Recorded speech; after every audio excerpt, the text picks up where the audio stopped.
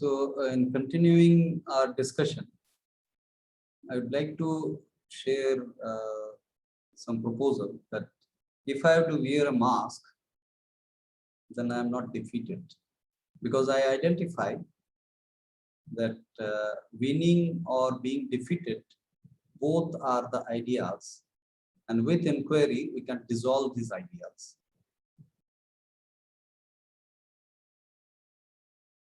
So Right. wearing mask is okay. You know, I mean, you don't really, it doesn't really matter because it's just a physical thing. But if I am imposed on, you know, getting vaccinated, that is where I am a little bit, I mean, so far I have actually successfully, you know, told that I am not going to get, but I don't know at some point, if at all that is the case, I don't know how to handle that. Yes, so here to the maximum extent, yeah, you want to add something, Anshu? No, sir. I was telling something before the session ended. Yeah, session certainly ended. So yeah, you can continue. Then we'll take up the point mentioned by Rashi. Yeah. Sir, so when Rohit was saying that, so if we are going on accepting the norms or whatever is happening, then some kind of inside our heart there is some kind of feeling that we are defeated. We are defeated. So I'm not talking about defeat. I was telling a different not depleted thing. We are defeated. Yeah, defeated only. That's an what idea. I understood. That's an idea. Yeah. But like based on what he said, I just got a thought that that if any change, like at the level of society, or any change has to come through the through following the conservation of vitality principle, that change will always be slow.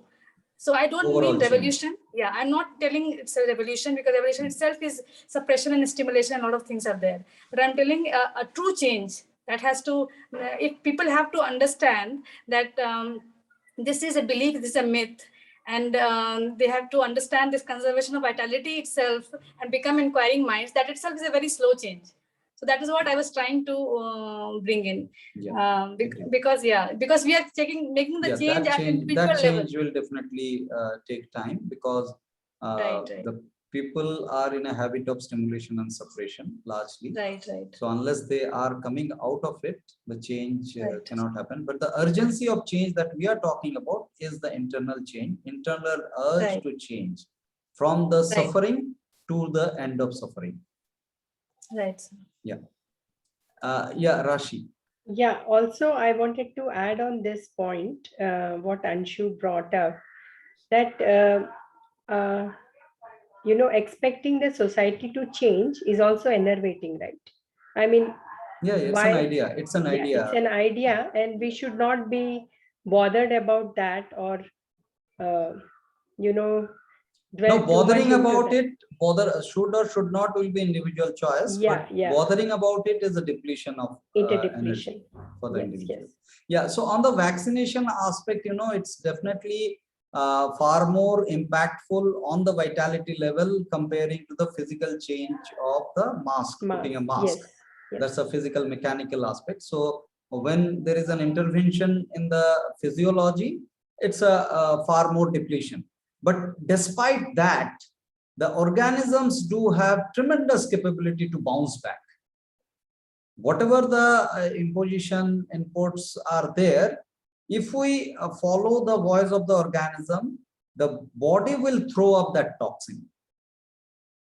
Utmost possibility is there to throw up the toxin by the body itself if we go on conserving the vitality. So that could be explored. But internally, if we feel disturbed with the idea that I am getting vaccinated, that will actually innervate us far more than that particular chemical will do. Okay. Can we separate these two? Separate these two, right? So we need to, because this all concept of natural healing, natural living is about identifying the tremendous healing capability of organism. So no matter whatever the situation, whatever the circumstantial change and enforcement are happening in different layers, we need to bring this clarity frequently and inquiring the aspects, so that from the idea side we are not innovative. That will bring a lot of change. So we are running out of time. Yes. Few topics are left, so let's continue. We'll take up question later on. Maybe we can launch additional session also if we are continuing. So relation rationals. Relation rationals, we now need to look at. This is the third factor of vitality management, and relations are important and the most important factor. So relation, it's not about just interpersonal relation, it is relation with the self, relation with the non-living entities as well, and with the universe as a whole. And above all, this relational aspect is somewhere connected with the sexuality, because sexuality is one of the primary capability of organism of reproducing, because organisms are equipped with three capabilities: repair, which is the self-healing capability; reproduce is reproducing the same species; and respond or regulate. So these three capabilities are portrayed by three pleasure points primarily: food, sex, and mindfulness. We talked about the mindfulness. Now the sex is one important pleasure point that needs a rational, deeper understanding, connecting with the growth of life. So to understand the programmatic aspect of the growth, we identify that we have two types of growth. One is the physical expansion, and second is the cognitive mirroring. Cognitive mirroring is the cognitive expansion and deepening, basically. Cognitive mirroring means whatever we understand by mirroring ourselves in that entity, be it a non-living entity or a living being. We actually mirror ourselves in that to understand that. If it is a reading of a book, then we actually mirror ourselves in that book, and when we realize that we excel in that book, the concepts of the book, then actually we can claim that we have successfully mirrored ourselves in that book. Same goes with the relations with any organism, relation within the family or beyond the family. We actually, Shankar, you want to say something? You unmuted. Yeah. Are we saying the same mirroring is expansion? Mirroring is the cognitive expansion. Okay, more we mirror, more we expand cognitively. So this is actually this is experienced by the individual through effortless mirroring. Through effortless mirroring, how effortlessly you mirror and connect with the external world, that will define your capability to cognitively mirroring yourself. Now, physical expansion is definitely starts with the self physical expansion, self from small to big. And then we actually have physical relations that comes with the birth. A lot of physical relations comes as an imposed physical relations. And then we, Rashi is asking, is cognitive mirroring called as empathy? No. Empathy is when you mirror in accordance to the individual. That is what is empathy. This is very beautiful question. When you observe an individual and mirror yourself in accordance to that individual. So that individual is sad, suppose, then you also become sad, because you have mirrored yourself in accordance to that individual. So you have justified his sadness. Now mirroring doesn't have any appreciation or hatred. It's going beyond that individual's perception and sensation and bringing an universal understanding of that being is mirroring.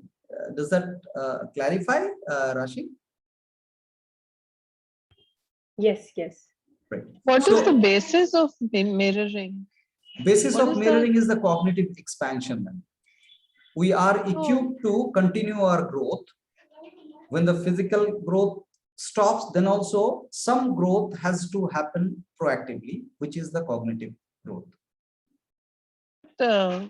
What is the basis or what is the concept behind it, this mirroring? Yeah, so when you understand something, so you claim, first claiming is, I understand myself. I understand, basically we understand the most the self. If we compare that what all things we understand, out of which we understand best the self. We understand our limitation, we understand our strength. We may not be explicit about it, but we understand that we identify that this is my limitation, I'll not go this way, I'll go that way, this is my strength. So these all identification is there. So we understand. Now coming to the concept of understanding. Understanding happens the best when it is So is it self. the similar understanding of the another person? Like I understood myself. Yes, It is as my view. yes, Similar yes. thing, understanding of the other is mirroring. Mirroring. So we are actually mentally transporting ourselves into that individual's position, but not in accordance to him or her. This is very important. What Rashi has brought in, that empathy or not, that will be empathy. When we understand somebody else according to that individual, that is empathy. But if the mirroring is there, empathy would be there. Empathy will limit my mirroring. Will limit my mirroring because it will block my understanding with the explanation or interpretation of that individual. And that will be a borrowed idea which get transported as a belief or sensation within me. Understanding is beyond that. Understanding is not in accordance to that individual. So physical expansion happens through the physical relations also. We keep on associating physically. Physically means not only sexually. Sexually also we associate, but otherwise we start liking somebody's physical appearance, somebody's voice. So these are also physical relations. So we start relating with it. We start considering that, yeah, this kind of look, if I would have had, it would have been great. So we start liking that look. This kind of liking and association happens. We'll come to that. Now, cognitive mirroring happens two ways. We talked about that book reading and mirroring ourselves in the book. That's a static mirroring because book doesn't get changed. Book doesn't get changed. And the dynamic mirroring is the mirroring which is the relationships, and that gives the optimum cognitive growth. Optimum cognitive growth. Why it is dynamic? Because to which we are mirroring, that individual is changing. Dynamically, he is changing, she is changing always. So if I have mirrored today, I understood the individual at the deeper level, I cannot guarantee tomorrow also I can mirror in the same room. I have to dynamically change my mirroring pattern to understand that individual.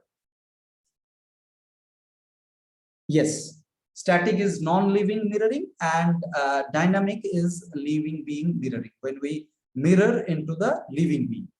So that is what is the dynamic mirroring. Now let's try and understand the type of love under this light of understanding of the growth. So type of love basically are of two types. One is acceptance. Acceptance is unconditional. I'll explain what is that acceptance. And another is association. Association is this associating with some or other traits, which could be a physical trait, which could be a cognitive trait. How does empathy hinder mirroring? Yes, empathy is the justification of individual's interpretation. If somebody is sad and you empathetically mirror yourself in that individual, then you start justifying that individual's interpretation. You start justifying, you don't look at the bigger picture. That's how it hinders. Could you understand, Silvi? Yes, sir. Right. So acceptance. I'm a little fast perhaps, but let's cover this topic. if needed and all are available, we can launch another session. So acceptance is not association. We need to identify this fact first. Acceptance means accepting the right to exist, no matter what is the characteristic trait of that individual. It gives an authentication of a fact, that the fact is we cannot alter the existence of anyone else, no matter what is the characteristic trait of that individual. He may be a rapist. So this acceptance unconditional is the mirroring in a proper sense. Accepting unconditional acceptance of the rights of existence. That is a mirroring process. Yeah. This is the ultimate result of the mirroring. Yes. This forms the platform of our homeostasis at the beginning, to start with, because without this, our homeostasis is always toppled. Because we are not identifying the fact here. The fact is, a rapist also will survive no matter what I wish. A scientist also will survive. So I cannot give a discount of survival to a scientist, and I cannot reduce the lifespan of a rapist with my wish. That's a fact. We have to accept. So now the justice and all those things come. That's a responsibility of the system. I do not have a right to kill a rapist. I do not have a right to give some discount in the lifespan to a scientist. I do not have. That's a fact. And identifying this fact is this acceptance. That's it. So you're not justifying the rapist or applauding the scientist in this platform. It's a neutral viewpoint and acceptance towards the right to exist. Now, association is when we actually go into the association, go into the liking mode, and in an inquiring process, these are momentary conclusions. These are not beliefs or final conclusion, but moment to moment basis, we identify association with different things as the life progresses. And that could be physical, that could be cognitive. So we may end up like some cognitive traits of an individual that's named as violet love here. And it could be a physical trait which we end up identifying as point of association. We start liking the face of some individual, or complexion of some individual, or the voice of some individual, and all those stuff. So those are connected to the physical traits. Now let's have some graphics of understanding these layers of love, types of love. So green love is that platform. This is the primary aspect of maintaining the homeostasis, where this green cell is myself, is I, this one. So, and all these different colors are different people or different traits. Different colors depict different traits. So irrespective of the traits, I am radiating the same love, because I am accepting everybody's rights to exist in this universe. I do not have any right to curtail somebody's existence or to extend somebody's existence. So this identification is the platform.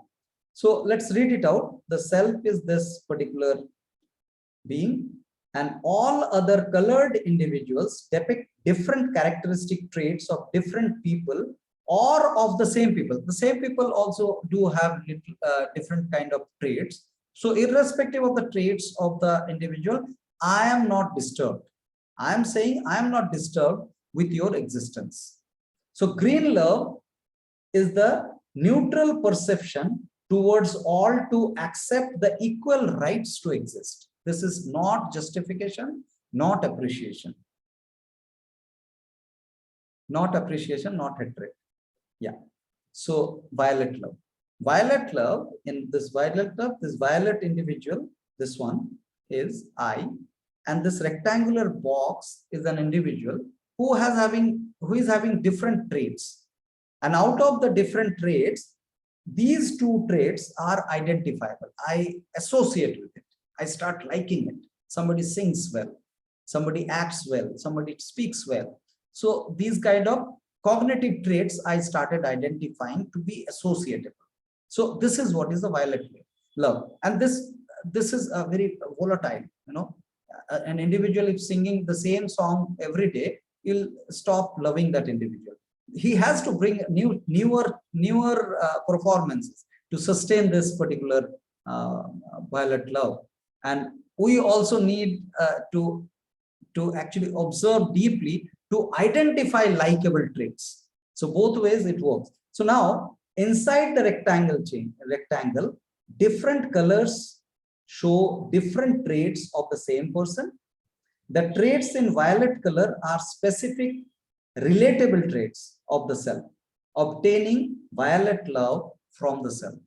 These are the violet love illustrations. Now coming to the red love. Red love, many a time, most of the time, are imposed by the birth, lot of red loves, which we started considering that these are the connection. So here, the red individual, this one is I.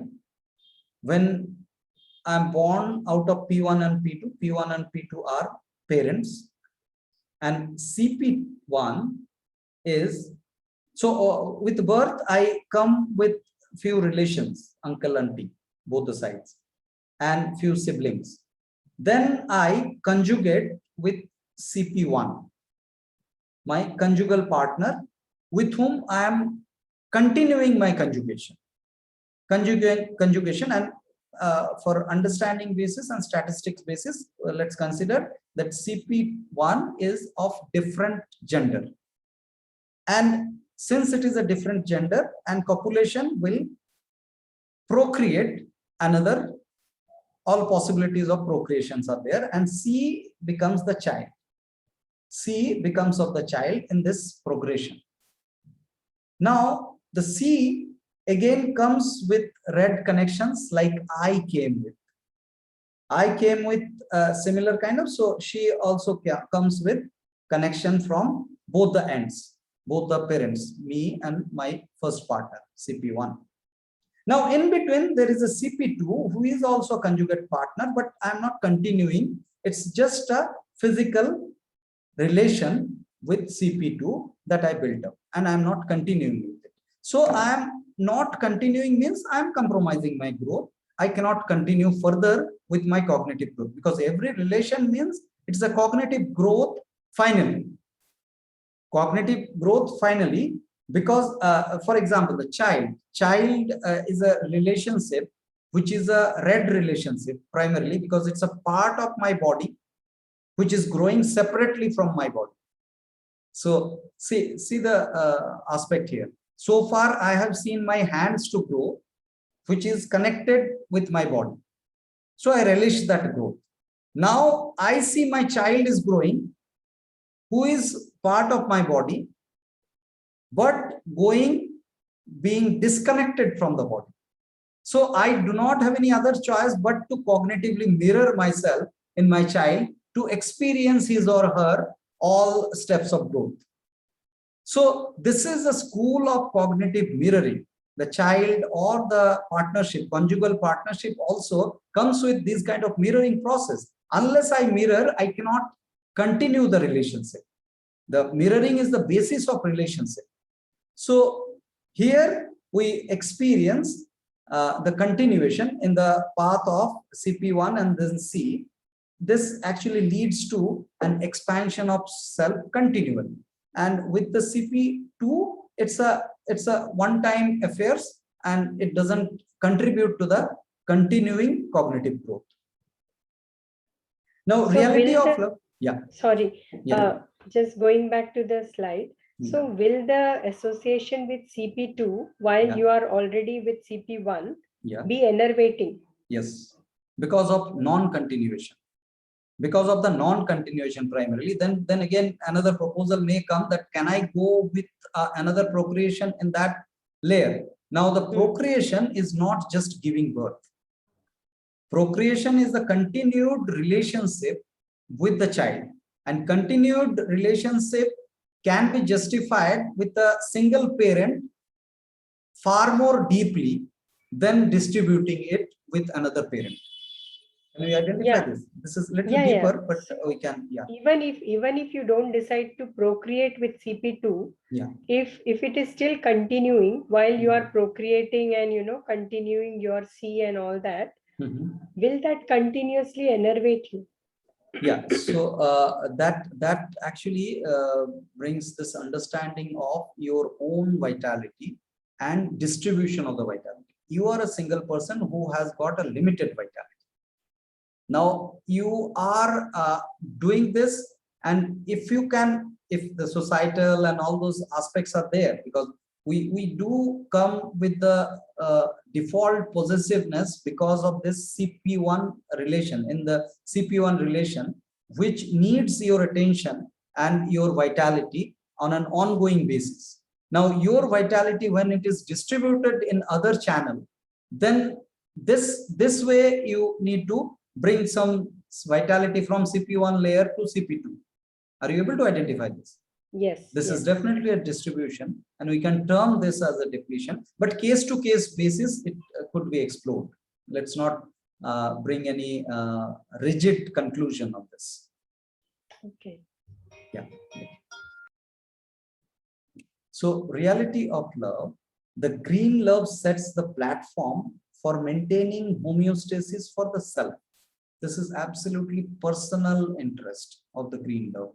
If I do not have the green love quotient, then I keep on innervating myself due to the traits of others, which is the traits of others. Basically, I am trying to sense within, which is I can opt not to sense. That is what is that lack of green love. When I am infuriated by seeing a thief inside. So this is a lack of green love. Where I am infuriated means it's a miniature of wish of the death of somebody else. Right. Now, red love is the most preferred, hence naturally the most important love. So despite all these talks of the homeostasis and all, we are crafted to love the red the most because of its existence, concrete existence. Physical existence is the concreteness of the truth. So because of this concreteness, it is loved the most. Yet it offers limited growth because physical aspect is very much minimal. It is limited. So we need to identify that red love is very much preferred, which is a natural craft, but it is limited. So to sustain in any relationship, along with green and red, we need to identify the violet love, because this brings sustenance in the relationship with its dynamism, because violet love is always dynamic. When we have green and red element, then we end up identifying the violet element slowly and progressively. And this causes a sustenance in a relationship. Unless we identify some cognitive trait, the relationship cannot be sustained. Yes, all living beings exhibit green love naturally. Absolutely. So can offer unlimited growth for the self. Can we quickly read this passage? If we are having red love, means we are related to another person. Yes. It's a relationship also, red love. Yes. So for the same person, we have the violet love. Yes. Yes. So and the green love also. In an ideal relationship means here we are talking about relationship from my side, irrespective of the other's response. So in my sensation or identification of love, there is a green element I need to identify. There is a red element I need to identify. Then there is a violet element I need to identify. Then only it becomes a holistic love for sustenance. Now, if the green merges all red and violet, that's very hypothetical and deep love. We don't deny that love when you are considering everything as same. Practically, it doesn't happen that way. We end up associating with red or violet. But if we are not satisfied or suffering from any relationship, we have to sit and look back to that relationship, which element is lacking. If we can bring in that element, then the revival of the relationship can be explored with inquiry. A single relationship, suppose I have my son. Yes. So green love is acceptance of everything. In Acceptance of the rights of unconditionally. Rights of existence. Yes. That's it. Not supporting all the mischievous thing of your son. Unconditional love. Yeah, unconditional acceptance of existence. Let's understand this thing, man. Unconditional acceptance of the rights of existence. That no matter what he is doing, I am not going to curtail his lifespan. And the red love or is discount the relationship. His red love is this identification that I am connected with him physically. Because with your son, he it is evident. My son. Yes, it's very evident. And the violet love is identifying that he sings well. He takes care. Yeah, cognitive. He takes care of the things very well. This kind of cognitive identification. Right. And that he's changing, and that he may be changing over time. Yes, indeed. And he is changing otherwise also. So we have around 2 minutes. Now I need raise hand from the guys available here to continue with another session, maybe for another 20 minutes or half an hour. So we have 15, yeah, so 2, 3, 4. Caroline, it must be very late for you. Oh, she is also ready. Okay. Okay. Out of 15, you are 2 actually. I'm 2, yes. So what about others? Dr. Kaur, Karan. So I'm not naming all of them, but I'll just wait for. Yeah, we'll continue. We'll continue for another half an hour. So I'll end this session, and immediately after that I'll launch another session. Please do join to continue the conversation, and the sex rationals also we'll read after we rejoin.